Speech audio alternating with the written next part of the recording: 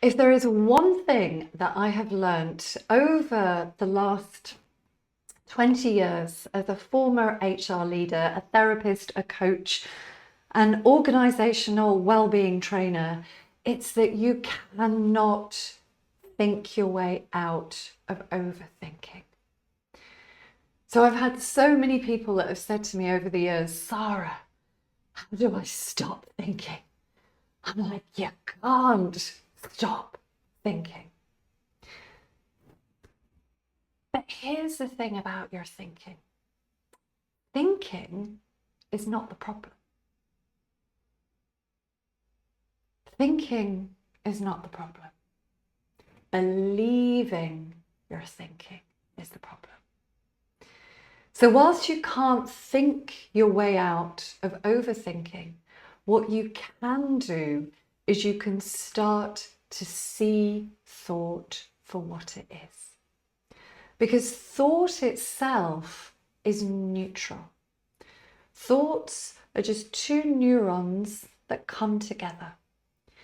And when you repeat a thought, well, then those neurons, they come together, they wire together. And it's easier to think a thought that you've thought again and again and again, because it's like the path of least resistance. It doesn't take as much energy for the brain to keep revisiting these thoughts. But thoughts themselves are neutral. What makes them come to life is all the meaning that we've assigned to that thought. So if you were to reflect on a particular repetitive thought that you have about yourself, maybe you have about the world, about life, well, what's the meaning that you've assigned to that? In fact, I saw something on LinkedIn the other day where somebody said about the daily grind, that life is a daily grind. And I thought, ooh, you keep thinking that thought is going to create your experience of life. So whilst we can't think our way out of overthinking, what we can do is we can start to see thought for what it is. Just habitual, recycled, repetitive neural circuitry in the brain. And an analogy that I often use when I'm delivering training is one which I call the rumble strip analogy. So when you're driving down the road, you're driving down the freeway, and you've got those white lines at the side of the road, which I believe, correct me if I'm wrong, are called rumble strips. And those rumble strips are just designed to keep you in your lane. And when you find yourself just veering off slightly, well, those rumble strips let you know. And they let you know because the car starts to kind of bounce along a little bit. Now, what you don't do in that moment is you don't stop the car, you don't get out the car, you don't look at the rumble strip, you don't start analysing the rumble strip. What colour is it? What texture is it? How thick is it? How long does it go on for?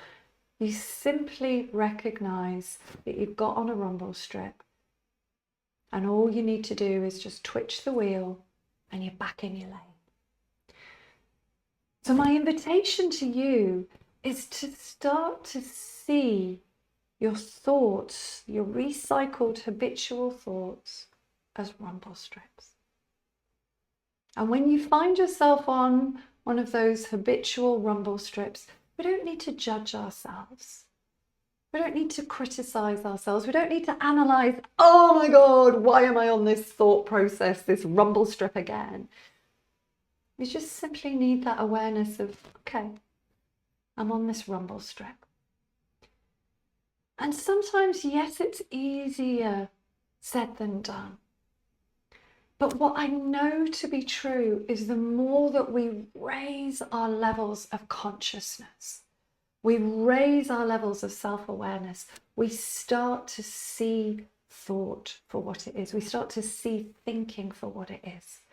And we stop giving so much of our power away to what is just really old, recycled thinking, which gives you very little to no information about reality. Gives you very little information about the situation, about yourself. These are just thought patterns, conditioned thought patterns that have been running in the background like a storehouse of apps for a really long time. And the more that we start to see that, the more that we can start to operate from a place where we feel calm, we feel grounded, we feel balanced, we feel in control, we feel safe, we feel all the feelings that are available for you to experience in any given moment when we stop giving away our power to thought.